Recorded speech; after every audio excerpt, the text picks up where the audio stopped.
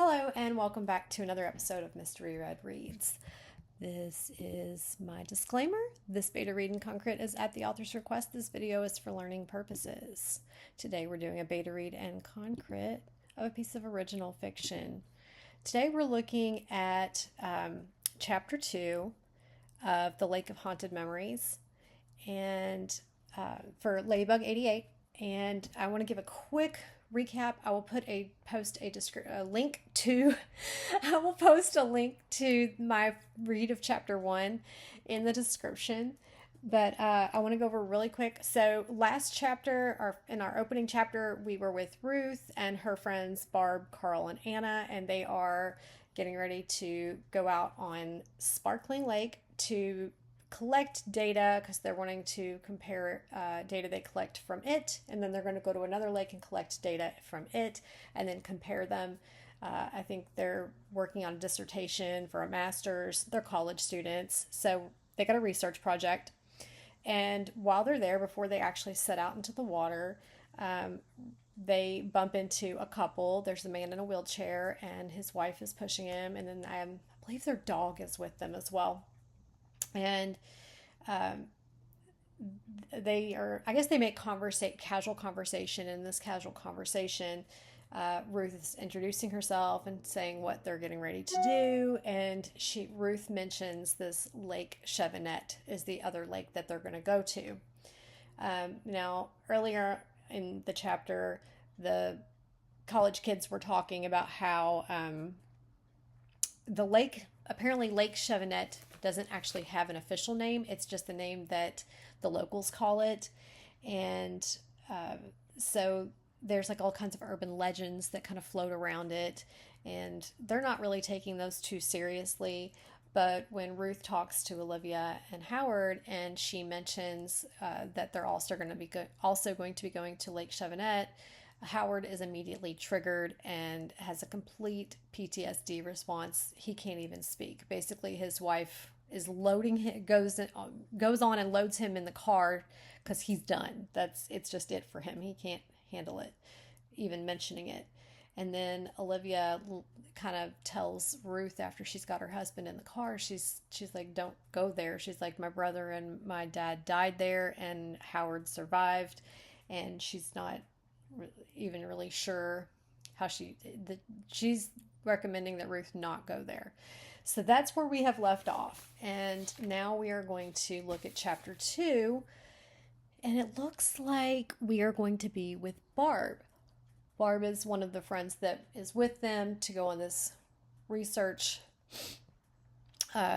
expedition, more or less, or project.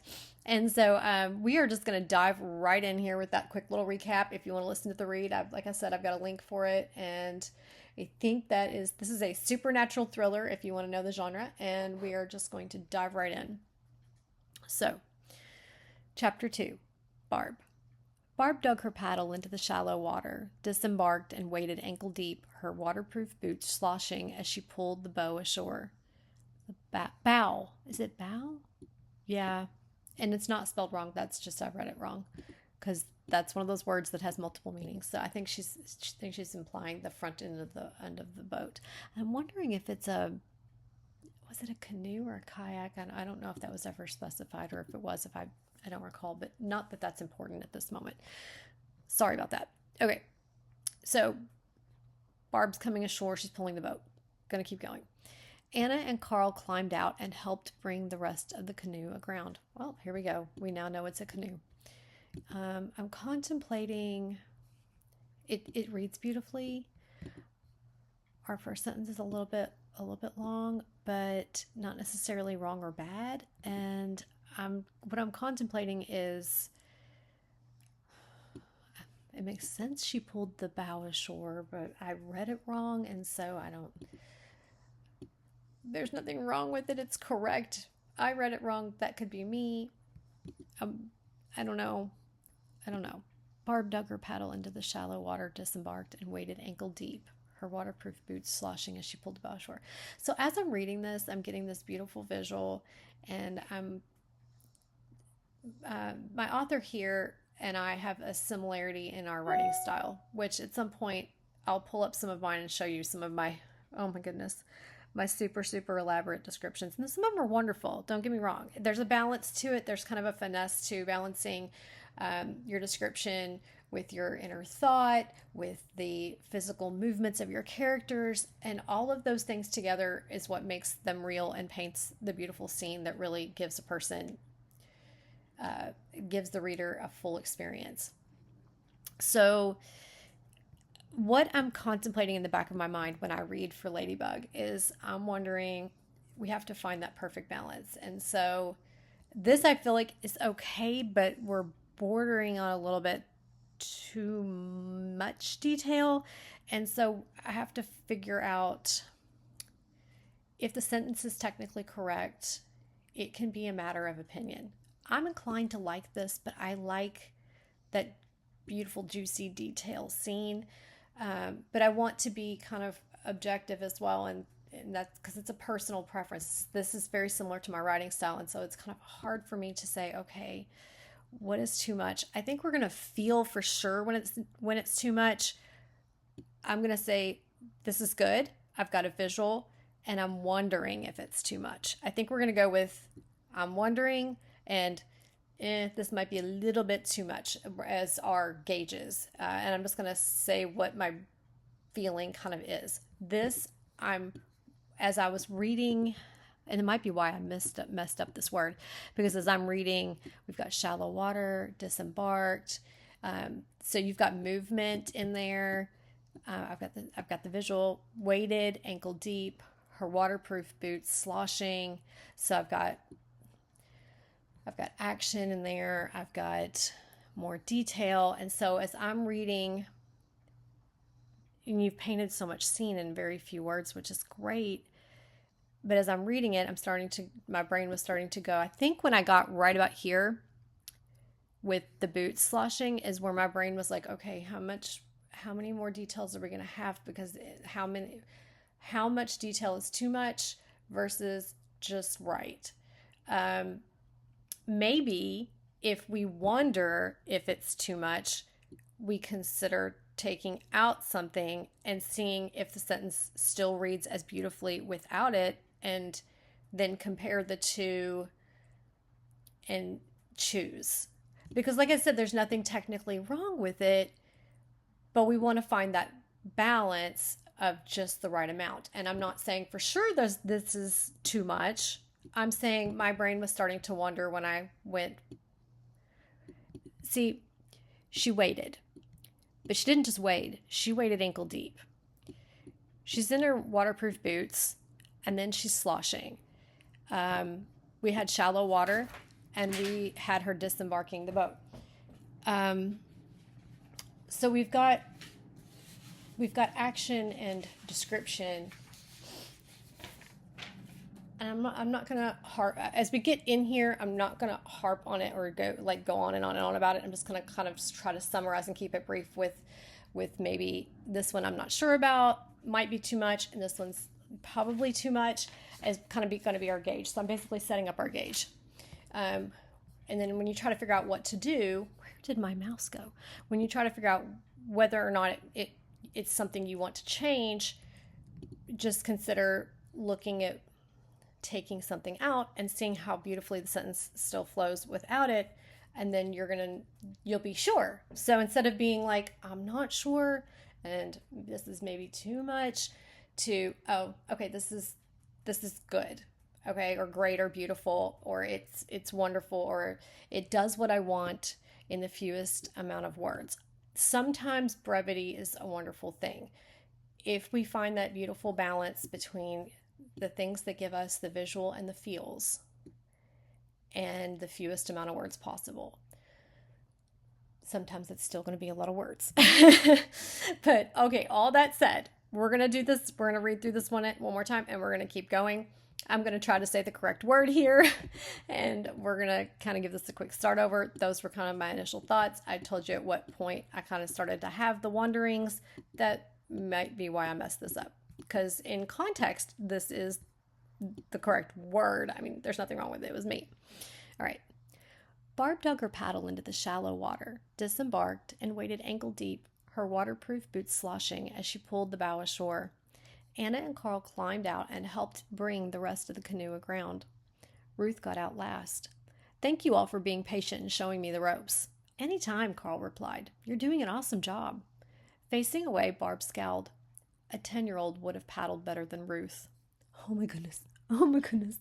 Oh, sorry." I was like, oh, Barb got a little, okay. Sorry. I kind of had a little bit of a feeling when she thought that. I've got a preteen and a teenager, so I kind of felt the bite there. It is an inner thought. She didn't say it out loud, but I kind of had to chuckle a little bit because my kids are like that. Okay, sorry. Barb and Carl carried the canoe to the trailer. Barb dumped her personal flotation device inside and went to Anna, who stood several feet ahead, between a group of white pines and the water's edge. With one flabby arm crossed over the bulge of her fleece-covered stomach, her other hand moved back and forth to her mouth, a lit cigarette between two chunky fingers. Okay, I'm going to pause. There's some adjectives in here that I really love. And then I had a thought while I was reading. Let's see. I'm trying to, when I do these reads for you guys, give you the whatever thoughts pop into my head. I'm trying to give them to you because they may be useful. They may not. They may be ridiculous. But I'm trying to give them to you so that I don't maybe overlook something, or we may find out something was worth it. Barb and Carl carried the canoe to the trailer. Barb dumped her personal flotation device inside and went to Anna, who stood several feet ahead between a group of pines and the water's edge. Okay. When I read this sentence, I've got the beautiful visual. Barb dumped her personal flotation device inside and went to Anna, who stood several feet ahead between a group of white pines and the water's edge. Okay. Little thing too. I was starting to wonder if we had a really long description of moving characters. That's what it was. Okay. So sometimes when I'm writing, I will be like, okay, I need to move this character from here to here. How am I going to write that? And then sometimes I realized sometimes movement's kind of implied and we don't have to state it always. We don't always. Sometimes when they're just in the same proximity, they're talking and they might move around, or you have body language and movements, but I don't know if we always have to, or even if we are describing moving them, I don't know if we have to be really specific about how they get there or exactly where they're placed, unless it's relevant to the story. I'm going to give you an example, and I'm going to use this sentence for it.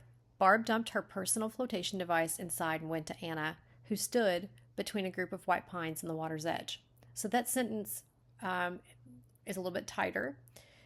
It's still beautiful. You've got the visual of the white pines, and you've got the placement of the character, and all you're taking out is several feet ahead. And what is that? Oh my goodness. No. I changed something. Undo. Oh, what did I do? No. Oh, Mel, what did I do? Guys, I clicked something and I messed it up. I'm still with Barb. I'm going to go back. And I know that you all are laughing at me right now. Okay. I think it's trying to change something and I want it to stop. And when I tried to stop it, go away. Go away. Several feet ahead. I don't know what that... what the heck? Okay. I don't know if that just put a comment in... Okay, I can't make it stop. Oh my goodness. Okay, we're going to stop touching it before it gets worse. Barb dumped her personal flotation device inside and went to Anna, who stood... We're going to just ignore this part. Between a group of white pines and the water's edge. We aren't specifying that how many feet ahead she moved. We still get the same movement. And when you would need to be very specific about how far ahead someone moved, and it being important, is if it is going to directly pertain to the story. If it's, incidental, okay? If it's just an incidental movement, then we probably could do without it, and our sentence will read a little bit better. That's That's my thought there. I hope that that makes sense. It's kind of a little bit of my ramblings, which is a lot of what you guys get from me, but some of them are helpful. So here I'm thinking that's what I'm thinking is I was wanting to talk about movement. So we may visit movement again if we find another example of it. And I'm going to quit touching that, and I feel like Ladybug will be able to fix it. That is not my recommendation, which I believe I've already deleted, and I think it's putting it back. And that little flag there, I cannot get off. I don't even know how. I don't know. I'm going to quit touching it. We're going to move on. With one flabby arm crossed over the bulge of her fleece-covered stomach, her other hand moved back and forth to her mouth, a lit cigarette between two chunky fingers. Okay, so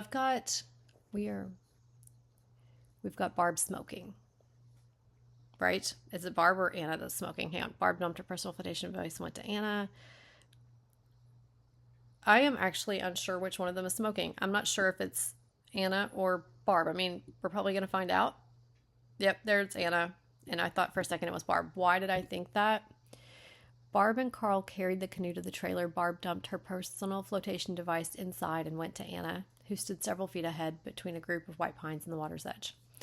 With one flabby arm crossed over the bulge of her fleece-covered stomach, her other hand moved back and forth to her mouth, a lit cigarette between two chunky fingers. Okay, when I reread it, it's clear that it's Anna. I think the reason I wasn't sure is because we had discussed this sentence, and it was out of context when I read this sentence, and so that's why I missed it. I think it's fine.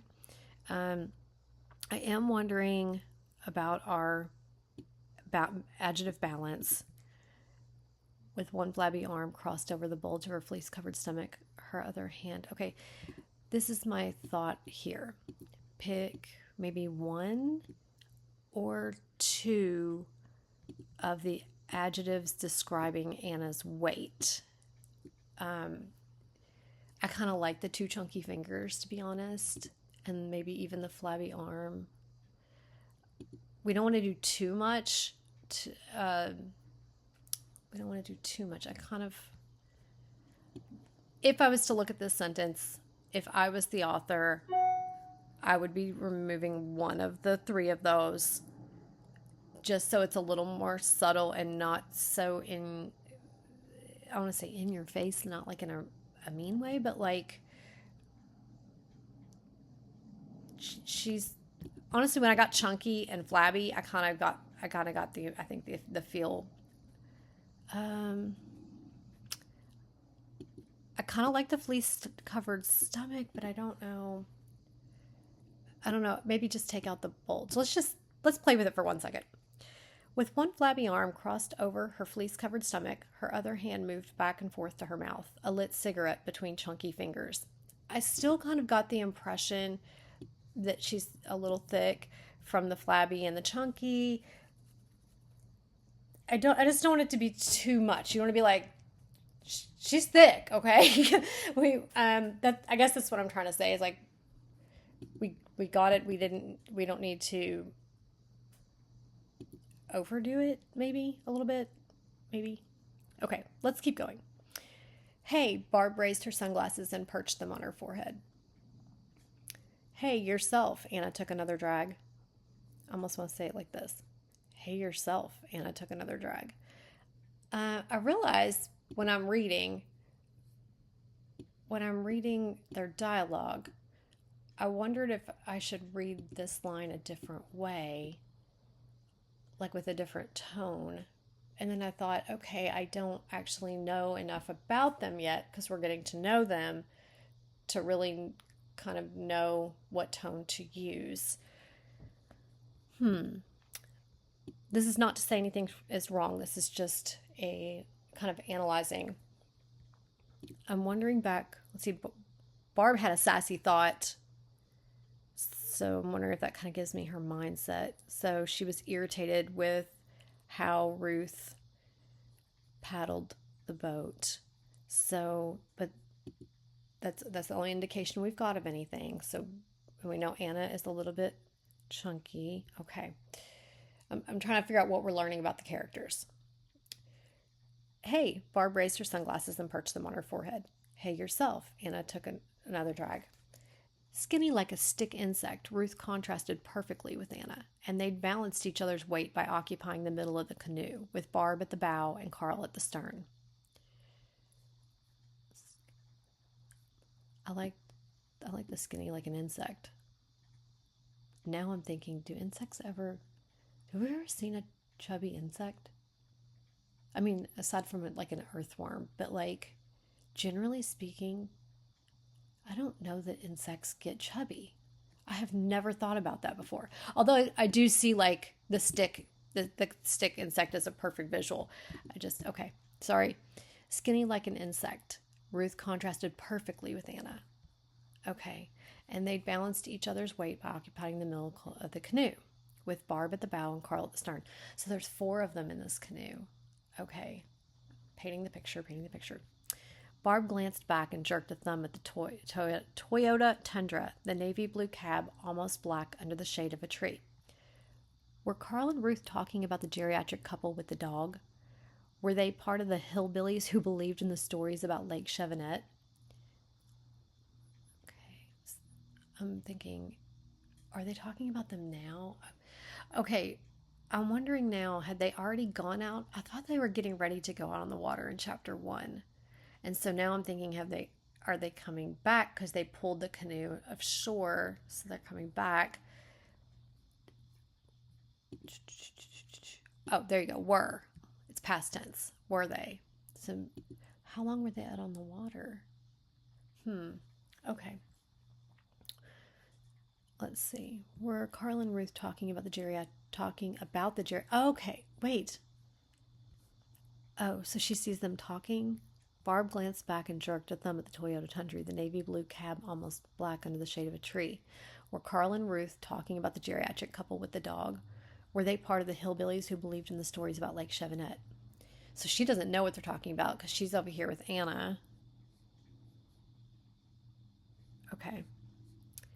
I bet those 2 are going to change their minds. They're both feeling sorry for the old cripple. Anna tossed the cigarette butt and snuffed it out, the sole of her shoe screeching against the gravel, sand, and scattered twigs. You're supposed to say handicapped. Okay.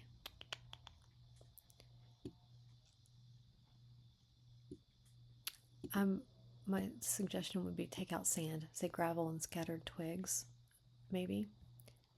Just try it. If you like it the way it is, keep it. And if you like it with a little subtle change, keep that. You're supposed to say handicapped. So I'm wondering now if Anna has sass too. I guess we're gonna get it. Barb scoffed. A fancier word won't make him less crippled. Ooh, she's a little bit. She recalled his leg stump sticking out of his plaid shorts like 2 loaves of French bread, scars crusting the skin. Oh my gosh. Now listen to me. Carl and Ruth will want to change lakes and go somewhere else instead. Oh, so have they not left yet? They're getting ready to go? No, wait. She said Ruth had paddled like a 10-year-old could paddle better than Ruth. So they've already been out. Maybe they're finishing at Sparkling Lake and getting ready to go to Chevenette. That I'm trying to figure out how much time has passed from chapter 1. Okay. Anna stuffed her hands into the front pockets of her fleece jacket. You think so? I know so. Barb gazed sternly at Anna so she wouldn't dare change her mind too. Oh, that's interesting. I like that. Like if she thinks about it too much, then she might chicken out. I like that a lot. Okay, Anna replied, her tone making it sound like a question. Barb unzipped the side pocket of her waterproof pants and pulled out her cell phone. She had spent 2 days researching land records for the coordinates, plotting them out, and exporting the map. No way she would let escape the opportunity to sample a lake undisturbed by human presence for 52 years, the time since the last alleged attack. No way at all. They'd driven all this way, and she wouldn't go home until she had carried her plan through to completion. Take a look at this. I'm going to pause for a second. I stumbled over this sentence, and so we're going to look at it. No way. Okay, here it is. So I've said this before, and The brain wants to read things the way they're typically said, which we as authors want to say things in a new and fresh way, which is great for certain things like our visuals. But the brain just sees it and it reads it. No way would she, is kind of how my brain wanted to read it. No way would she let, I kind of want to say, let's see, if I was talking, how would I say this? No way she would let escape the opportunity. If I was talking, I'd probably say, no way would she let this opportunity escape her. Or let the opportunity to, and no way would she lose out on the opportunity to sample a lake undisturbed by human presence for 52 years, the time since the last alleged attack. So I would write it the way I would say it. I like how it just came out the last time I said it. I'm going to leave it at that, and we're going to move on. Okay, here we go. No way at all. They'd driven all this way, and she wouldn't go home until she had carried her plan through to completion. Take a look at this. Anna gave the device a sidelong glance. Barb pushed the screen toward her. I would say toward her instead of repeating, oh my goodness. Instead of repeating Anna again right there. It's pretty simple. If they refuse to go to Lake Chevanet, and I'm pretty sure they will, we'll still take them there. Only we'll tell them it's a different lake. You should be the next one behind the wheel, since Carl and I took turns driving here. And Ruth, does she even know how to drive?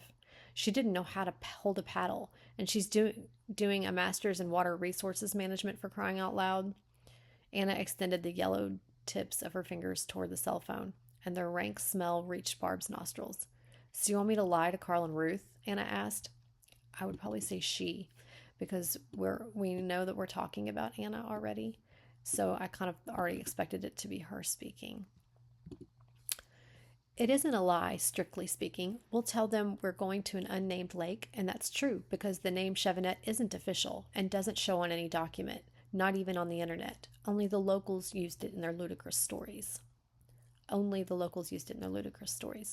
Anna pouted and cast a bovine gaze from her tiny eyes. Oh, I kind of like that. I like that description. I can totally see the big, oh my goodness. Okay. Anna pouted and cast a bovine gaze from her tiny eyes. What miracle had admitted her to a PhD program? It wouldn't take her 10 years or long. Okay. So I got caught up in this unique description here. And then I read that she had tiny eyes, and I was kind of, okay, I guess I imagined big eyes. Honestly, I think cows have great, big, beautiful eyes. So then when I tried to keep reading onto this, I went from this to here, and I got kind of, wait a minute, cows don't have tiny eyes. And then I got distracted because I'm just telling you what happened. This is what happened to me. I got really excited about the unique adjective of her gaze there. And then I got further distracted because it said tiny, and I was imagining great big, like, dark eyes, kind of shining, almost like puppy eyes, but cows have they have really beautiful eyes. They have so much soul in their eyes. What miracle had admitted her to a PhD program? So I messed up. I feel like I messed up the rest of it after I fumbled over that. Okay. What miracle had admitted her to a PhD program? So I'm wondering if they're all in a PhD program. Are they all in the same class? Because I remember they were talking about their plans. So like a couple trying to get their dissertation. Are they working on this project? I mean, they're working together, but I didn't know if they are all... I guess they all would be if they're working on a project together. Okay. Let's see. So what miracle had admitted her to a PhD program? It would take her 10 years or longer to defend her dissertation, if she ever did. So you want me to drive to this spot and not tell Carl and Ruth the name of the lake? Didn't she just ask that? Wait, didn't she just ask that? Oh, no, here she asked if she wanted to lie. Okay. And... all right, so now, okay, here we go. Pretty much. Let me share the map with you. Simple enough to Barb, but would Anna be discreet enough to not to raise suspicion? I almost read that to not instead of not to. I'm just going to note that and keep that's how I almost read it versus how it's written. I think I caught it and got it right, but we're going to keep going. No, I'm not saying anything's wrong. I'm saying what I almost did. Give me your phone. I'll set the map for you so they won't suspect anything. You'll just need to show it to them and say that while you were out here smoking, you took a quick peek at the map and found a lake nearby that's worth visiting. Okay, so now I'm wondering how this is going to play out when they have this conversation. Like, are Carl and Ruth going to, like, when they meet back up, when these two go over to these two, are they going to be like, give Carl and Ruth a chance to say that they don't want to go to the other lake? I mean, obviously it's the same lake, but I'm just wondering if they're even going to give Carl and Ruth a chance to change their mind, or maybe they're going to approach them and say, hey, let's go to this lake instead. And it happens to be the very same lake. I'm just wondering that. Those are reader thoughts. Anna blinked and scratched her head, but eventually pulled her cell phone out of her pocket. Oh, it suggests her pocket, and I think I was going to as well. And again, I don't think there's anything wrong with that because you can have more than one pocket. I think it's just the way that we typically speak. And if it's suggesting it, I guess it could be technically correct. Anyway, she unlocked the screen and handed it to Barb, who suppressed a grin as her thumbs waltzed over the screen. Although she felt a little twisted inside, this was all in the name of science. With the blue dot marking Lake Chevanet, Barb returned Anna's phone. Take us to that location no matter where they insist on going, but don't mention anything unless they say something first. There you go. Ooh, this is a little bit shady. Anna raised an eyebrow. And what's in it for me? Excuse me? If I do all this you're asking me to, what are you willing to do for me? When had Anna become so greedy? What would you like? Your username and password for the limnological sample database system. I can't share my account. That'd be against security policy. The free version of the site allowed users to look up validated data from lakes around the globe, but not download them in a useful format or upload and have them classified and compared. Okay. Barb had paid for the membership using her grant money, and if Anna wanted access, she would get a major grant too. Okay. This is so interesting because, like, internally these girls are a little bit catty. Let's see. Okay. I think this sentence is a tad bit long and might need either a comma or to be broken into two sentences. But I think that's enough of a suggestion for me that we don't need to look at it too long. Like, there's nothing wrong with the information that's in it. It's just a little bit long.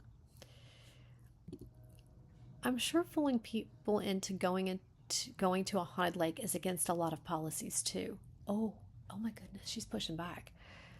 And I'm wondering, okay, so Barb is speaking here. I'm noticing we don't have a dialogue tag, but it's a conversation between the two of them, so it's fine. I almost kind of want a facial expression here, but then she can have a facial expression. Anna can have a facial expression. I kind of see what I would suggest is imagine Anna saying this and look in the mirror and then and as you say it the way you imagine her saying it and observe your facial expression or your features. That's just something that I do when I'm trying to describe, or I will go on YouTube and look up like a certain scene in a movie that I know where somebody's speaking in kind of the same I'm going to say attitude. We're going to say that there's an attitude here because I kind of feel like now we're starting to get sassy between each other. And so I might look up a scene in a movie where the characters are getting sassy and observe the facial expressions and the body language. And then that gives me something to describe when I come back. But I'm kind of thinking a little facial expression. Why is my monitor getting dark? A little facial expression of Anna right here would be nice. Let's see. I'm sure fooling people into going to a haunted lake is against a lot of policies too. Who are you? Barb couldn't believe the words out of Anna's mouth. Had an alien taken over her brain? On the other hand, how bad would sharing a password be? The worst Anna could do on LSDS would be to alter the uploaded data, and Barb had everything backed up anyways, or change the password itself, but Barb could always call the support line and have it reset. Okay, fine. I'll give you my credentials, but you better not give them to anyone else. I'm going to pause for a second. So the sentence is long, but you've got little breaks right in there, so I don't know. The worst Anna could do on LSDS would be to alter the uploaded data, and Barb had everything backed up anyways, or change the password itself, but Barb could always call the support line and have it reset. I think it might be okay. I think it might be fine. I read it okay, so that's kind of how I make my final choice on if something is working or not, is did I stumble over it when I read it? If not, and if it had the, I want to say like the impacts, if it read well, basically. We'll just go with the simplified version instead of the deep overthought thing that I do on everything. We'll just go with it read well, and that's kind of my rule of thumb as to whether or not I'm going to keep it exactly the way it is. There we go. Let's see. I won't. Anna tapped on her phone screen and handed it back to Barb. Log me in. Now? Of course now, before you change your mind. Breathing deeply to control her irritation, Barb took the cell phone, already on the login page, and typed in her username and password while saying them aloud. She returned the device to Anna, who examined the screen, logged out, and logged back in using Barb's account. Okay, it works. Anna gave 2 nods in rapid succession. Do you promise not to tell them? Anna gave another 2 quick nods. I'll take it to the grave.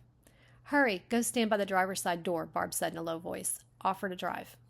Anna ran toward the pickup, arms pumping at her sides, the fabric of her pants swishing with each stride. Smiling inwardly, Barb followed, staying behind, but within hearing earshot.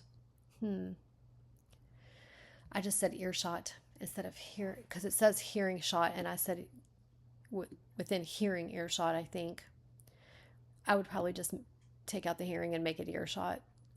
Like it'd be one of those tiny little things that is just best to say the way people would write it, the way people would speak it. Yeah. Okay. Carl opened the front door. Ruth and I were talking, and we think we should reconsider. Oh, here we go. But they didn't even give him a chance. Ruth and Carl didn't even give him a chance to say anything else. They're already like, oh, we've already talked it over. We're not doing this. Okay. I'm trying to think about how I feel about it. Like, if I ran into a couple and this man is completely traumatized just by mentioning it, and then his wife proceeds to say she actually lost family members at that lake, I'd be a little creeped out too. But I will say this. My little brain would be like, well, there's nothing wrong with going to look at it. I don't have to go out on it, and I don't have to get in it. I just could go look at it. Maybe my brain might want me to do that. That's an internal thought, or that's a reader thought. That's kind of like, what would I do? Okay. Carl opened the front door. Ruth and I were talking, and we think we should reconsider. I don't want to go where so many people died, Ruth frowned. That woman said her father and brother were part of a logging crew hired to cut down trees on the lake shore to build a lodge. They died. Her father-in-law survived and claimed the trees slaughtered the crew and only spared him because they thought he was dead. Her husband was in the second crew. Okay, hang on. The woman said her father and brother were part of a logging crew hired to cut down trees on the lake shore to build a lodge.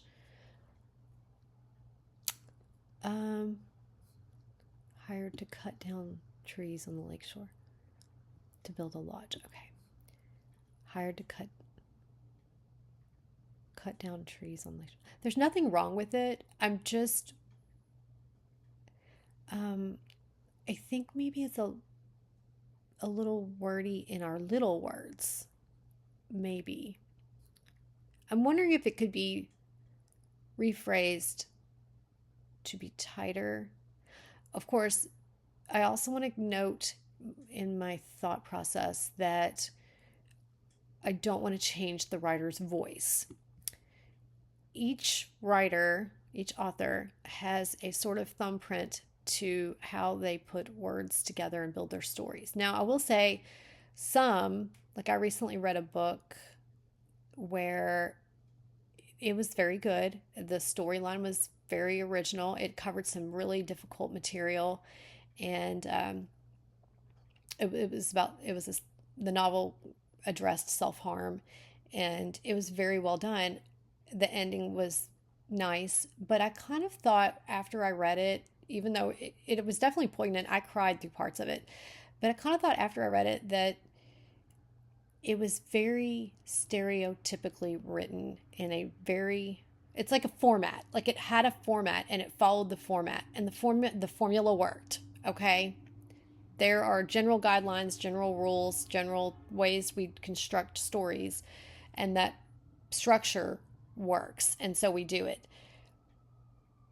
And at the end of it, I kind of thought, oh, that was very simply written, but very beautiful, very important, and I still consider it was an okay novel. But I think it was okay for me simply because it was so very classic formatting. It was, if you read it, you would, and we discussed it, that would be an interesting conversation. But it did have that. So now what I'm getting around to is I don't want to make a suggestion in every circumstance, even though it might fit kind of a guideline, because I do not want to detract from an author's fingerprint on their work.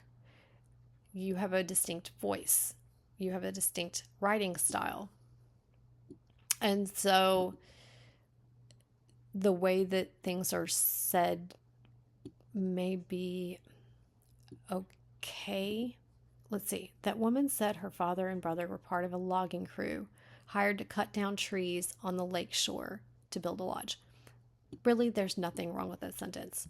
I think what I kind of slowed down over here was wondering if we could rephrase a little bit to make it tighter. You don't have to change anything about it.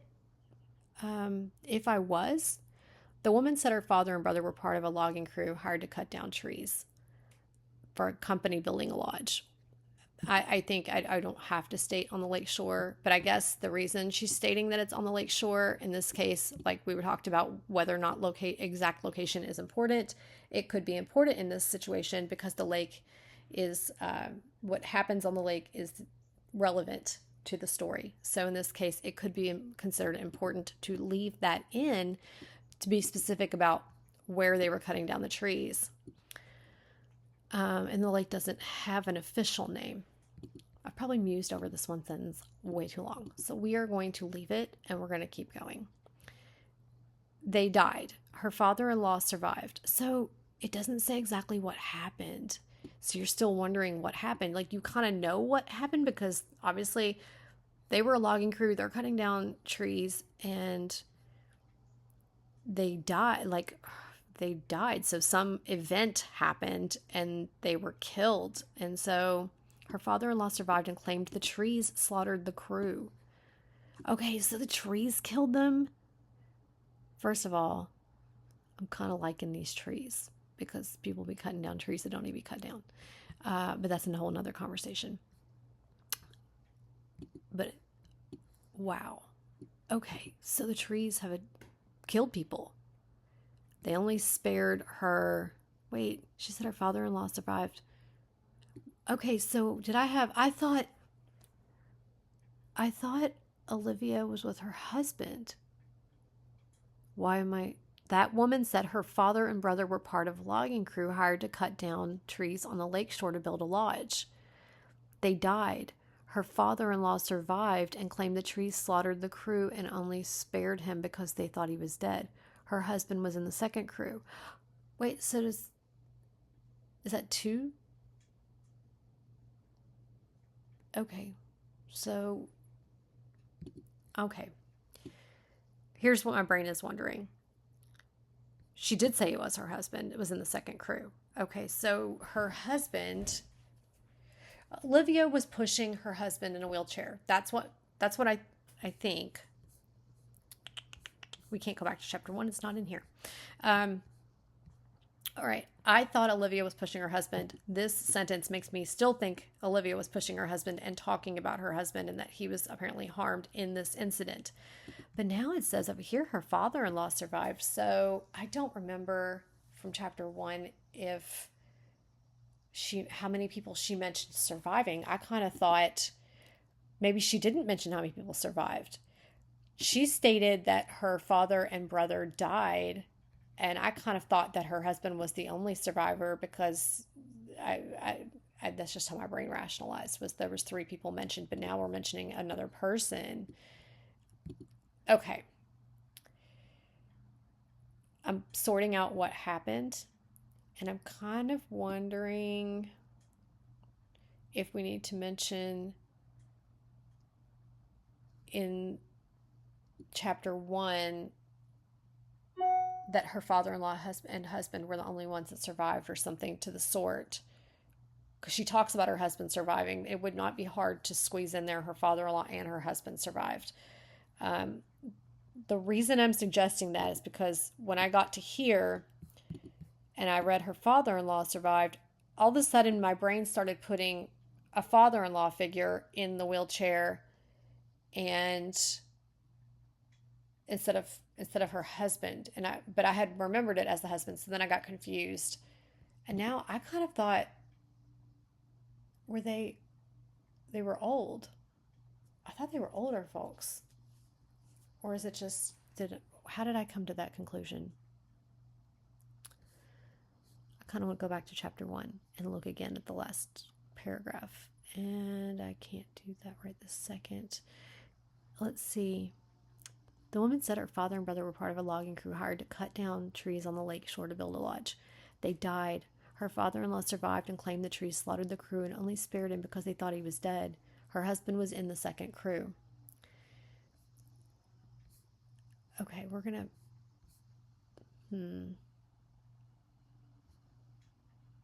Okay, we're gonna keep going.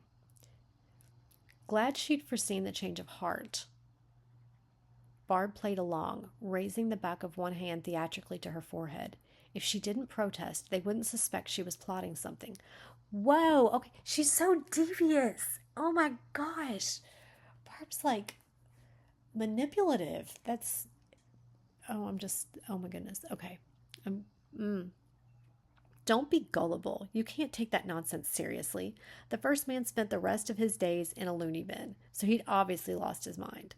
Not only that, he also lost part of a leg, most of an arm, and half of his face. A gruesome sight. Too bad they never published his picture. You're so mean, Barb. Come on, Carlotta. Wouldn't you have been curious? Nope, and you know I hate Carlotta. Call me Carl. Barb didn't mind Carl, who could be overly critical at times, which probably came with the race and color territory. It was understandable, but at least Barb was being honest. Carl wiped her mouth with the back of one hand. No need to make a fuss. Vilas County has more than... Okay, I'm going to stop for just a second. I thought Carl was a guy. Is Carl a guy? Why did I think Carl was a guy? Oh, okay. So is Carlotta is not him, not Barb being sassy. Carlotta is Carl's full real name.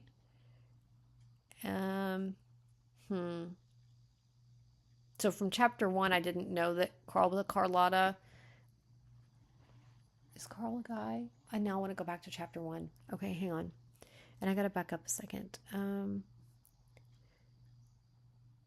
Part of me was wondering if, right here, part of me is now wondering, did I confuse 2 different people's events to, like, I remember there being urban legends. And then we run into this couple, and her husband's had this traumatic experience. And so now I'm thinking that it was the validation of the urban legend was literally they ran into this woman whose husband had been injured and she lost her father and her brother. Okay. So she's telling the story. I do need to find out if Carl is a guy or a girl. Okay. I feel like I need to go back to chapter 1 and look closer at Carl and find out if Carl is described as female or if it's clear that Carl is female before now. Okay. Here we go. If Carl is female and her name really is Carlotta, all of this is perfectly fine. Except I kind of, and here I'm going to give you an example. I love guy names on a girl. I love it. Like Charlie, Joey, for like a Josephine, call him Joey. I like Shannon is a unisex name. I like it. So I really like them. So if Carl is legit a girl, it is perfectly fine to use this name. I just want to know that Carl is a girl back in chapter 1.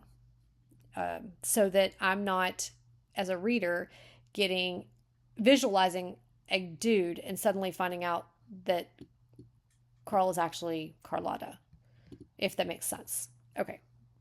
That's all I'm going to say about that. We're going to keep going. So Barb doesn't mind Carl. She's being honest. What is she? So, okay. Barb didn't mind Carl, who could be overly critical at times, which probably came with the race and color territory. It was understandable, but at least Barb was being honest. What? So Barb is just like not nice. And so she's like blaming Carl being critical on her race and color. Okay. So she's just like not a nice person. That's the kind of vibe I'm getting from Barb. Let's see. It's been consistent so far. Okay. And literally people are telling her she's not nice. Okay. And she's like, oh, she's just being honest. She might be a Sagittarius. Nobody be offended. I'm just saying I'm an Aries, and us fire signs tend to be very honest and then figure out later that we have hurt someone's feelings, and it just really, we don't see how we did until it's very clearly that we did, and then we have to rethink it. And although sometimes in my experience, Sagittarius they're unapologetic. It is what it is. It's the truth. That's how it is. And they're not backing down from it. And that's what they'll tell you. At least I'm being honest. And the more you talk to them, they'll just keep saying the same thing. But anyway, okay. Carl wiped her mouth. So if that's her, and continues to be consistent, we will know that Carl is a female. Okay. Carl wiped her mouth with the back of one hand. No need to make a fuss. Vilas County has more than 800 in. I'm sure we can all agree on a different one. 800 lakes. Oh, did we mean more than 800 lakes in it? I wonder what the noun is. Vilas County has more than 800 in. I'm thinking it's lakes. Okay, we're going to keep going. I'm sure we can all agree on a different one. Anna raised her cell phone. I found an unnamed lake a half an hour's drive from here. Good girl, Anna. Barb suppressed a grin and pretended not to watch as Carl and Ruth approached for a closer look at Anna's cell phone. Fine, do as you wish. Pick another lake. Let's see. The blue lines must be roads, but there are so few. It looks like an isolated location. Ruth squinted at the device. Turn left onto US 51 North. Make a left onto... It's getting late. We'd better go soon. We have another 4-hour drive back to Madison afterward. Barb twirled her sunglasses by one of the earpieces, keeping her countenance as expressionless as she could muster. My brain is pausing. There's nothing wrong. It's good. I'm admiring. I like the visual. I like the unique movement. She's twirling her sunglasses. It's great. I really like that. Also, that is not an overdone description. Like, you don't read that all the time, so that's why it's really nice. There is absolutely nothing wrong with countenance and expressionless. Especially, this is an adult story, so it's perfectly fine, and we're going to keep going. I'm going to tell you why I stopped and gave pause. Usually, a lot of my stories I write are young adult, and so when I write, I do use some longer words, but I tend not to use them closely together so that my reader is not put off by it. And that's just, I think that's kind of keeping my genre in mind. trying to, you're trying to hold on to the attention of I'm writing for a young adult. I'm thinking teenager, okay, or someone in their teens. So that's kind of why I do that. So there is absolutely nothing wrong with this sentence. I'm explaining to you why I hesitated is because my brain kind of looked for these two words, and I was like, I would have kept one and not the other. I'm not recommending that you do that. I'm saying I've trained myself to look for that and to do that because of my audience. So take that for nothing. I'm just explaining to you why I stopped. Okay. How come you're no longer interested in where we're going? Carl asked. You were so keen earlier. Barb maintained a neutral expression. If you don't want to go to Shh, Ruth interrupted. Don't say the name aloud. It's bad luck. Oh, right, Barb rolled her eyes. Majority wins. I'm a team player. Ruth raised her eyebrows at Carl, who shrugged. Anna snatched her phone back. I can drive too if you want. Sure. Carl tossed Anna a clinking bunch of keys. Anna caught them and gazed at Barb as though expecting a reward cookie, but the LSDS credentials were all the reward Anna was going to receive. Still, Barb answered with a small nod of approval and put her shades back on. Lake Chevenette, here we come. All aboard, girls. Anna climbed behind the steering wheel. Looking lost as usual, Ruth removed her personal flotation device and held it as though unsure of where to place it. Here, give me your PFD, Barb said. Ruth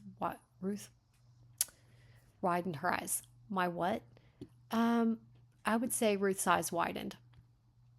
Again, just going with if it's a simple movement, I'm just going to recommend we just go with the way it's usually said, or would be said aloud. Ruth's eyes widened. My what? That's just a suggestion. We're going to keep going. Could she not know what PFD stood for? Hadn't she bothered to learn basic terminology? The life jacket in your hands. Give it here and I'll toss it in the back seat. I'll toss it behind the back seat. Okay, so I said toss it in the back seat. You could consider writing toss it in the back seat. Just, again, going with how we speak. That's just a suggestion. We're going to keep going. Oh, Ruth blushed as she handed over the PFD. What a fool, Barb laughed inwardly. Barb is so mean. She's mean. And then, okay, now I'm starting to wonder. I'm starting to think they don't actually know each other that well. It's almost like, how did they form this group? I'm saying that they don't seem to know each other that well. Like, they're getting to know each other. Were they assigned partners on this project? I kind of want to go back to chapter 1. I had so many questions. To my author, I would, when you replay this, or I guess I have to say when you replay this because I'm at the end of it and you won't, if you're listening to the first time, you're not going to know. I would suggest replaying this and listening to the parts where I say, I feel like going back to chapter 1 and looking for the answer to whatever it is. Now, I'm also going to say this. I'm beta reading for multiple stories. And so I've started a notebook and I'm starting to make notes, kind of summarizing where we're at, because if we go and we look at the next chapter, I want to pick up and I want to refresh myself really quickly and jump right in and read for you guys. If your reader is reading the book, they're reading probably seamlessly. Like, they're reading chapter 1, turning the page and finishing it and going right into chapter 2 and continuing to read. So all of the details will still be fresh in their mind. Whereas I've read 2 different stories and I got to be sure that I'm not blending the stories when I'm reading for you. So I'm starting to kind of keep a little bit of notes as I, for the authors that I'm reading more than one chapter for, so that I don't do that. That's part of what I started wondering when I said, was Olivia's husband. I kind of pictured them as old, and I was wondering, why did I think that? Do we maybe, I feel like going back and looking at the details to see if I was wrong about them being an older couple, because part of me is wondering, am I mixing them with another story, or do we automatically associate older folks being in a wheelchair? which is silly because obviously Howard was disabled. He had no legs. He's in his wheelchair. That doesn't mean he's old, but I'm just wondering if the mind naturally makes that association. So I'm kind of questioning that subconscious thought, if that makes sense. And if that is a thing, if we really do automatically associate older folks with the wheelchair, then, and let's say that Howard and Olivia are not an older couple, they're just a middle-aged couple, maybe throw in something that says that to make sure the brain connects with the age of the character. And not all brains work like mine. These are just thoughts that roll through my head, and I'm just sharing them with you as they happen. And I could go back and find out I was right, and they are an old couple. I mean, that could happen too. I'm probably going to go back and look at chapter 1 because I had so many little musings as we read through chapter 2. I like the chapter. I like where the story is going. I like that Barb is devious, and it doesn't make her necessarily an antagonist at this point. She could be, because she's definitely causing problems. She's being deceitful, and Anna's going along with it. So I'm questioning Anna's character as well. We'll have to. I'm also curious if we're going to go back and forth between Ruth and Barb, or if we're going to go from Ruth to Barb to Anna to Carl. I mean, I'm curious about that. If we do that, that's we have to look at how well that's done, because I know that if you're writing for publication, you're probably going to get backlash for that. I'm going to tell you, I do it all the time, not in my professional writing, but in my role play. But that's because I'm writing in a role play, so it makes sense. I have written stories and switched points of view. I typically, what a published author will tell you, or someone along that same vein, editor, publisher, anyone that works in that industry is going to tell you to keep it down to 2 points of view. So they're going to tell you that. You're going to hear that. I am a bit of a rule breaker. That doesn't mean I'm right. It just tends to be, I'm very accepting of a different character's point of view. I will say that typically, if you're going to go, what was told to me was keep it down to 2 points of view and flip them back and forth consistently. That's what was told to me. But I have read books where they have multiple points of view, as long as it starts at the beginning of the chapter and it's clear which character you're with. I've seen that. I've seen it published. I've seen it, we can go to the library and pull them off the shelf. I've also seen there being 2 characters back and forth throughout a book, and seeing it not be consistent for every chapter. Actually, the book that I mentioned earlier is between 2 characters. Oh, I forgot the main character's name. The boy, it's kind of not a romance. There's a romantic subplot to it, but the character's name is, the male character's name is Gideon, and I remember that because Gideon's kind of not a very common name, and it kind of fit his character really well. What was the female character's name? Anyway, it flipped back and forth between their points of view, and it wasn't always Ava. Her name was Ava. It was not always Ava Gideon. It would be like, it would mostly be that, but there were parts later in the book where it was like Ava, and then you were still with Ava in the next chapter, and in the next chapter you'd be with Gideon, and then you were with Ava for 2 or 3 more chapters. I might have even had more than one with Gideon at a point. So it wasn't consistent. It was always the same 2 characters, but it was not in a back forth pattern. So I've seen people break the rules that are shoved down our throats and it still make it to publishing. So I'm just noting that, and those are all thoughts. So I'm curious. Barb is not nice. She's deceitful. Now, I'm not saying I don't like her, but I kind of don't love her. But I like that she adds to this. She's going to add to the chaos, because where there's deceit, there's problems. and that Anna is going along with it and is like, what? Immediately she was like, what's in it for me? Which kind of says something about Anna. I mean, her immediate response to that was, you want me to do that? Well, what's in it for me? So she's a little out for herself too. So then I'm thinking, okay, are they just getting to know each other? And now I'm going to go back to chapter 1 and figure out how well they know each other. I kind of assumed they were friends and that they knew each other from class. I understood they knew each other from class. I mean, I'm going to go back and look for details now, but I kind of figured they knew each other from class and had become friends and decided to work on a project together.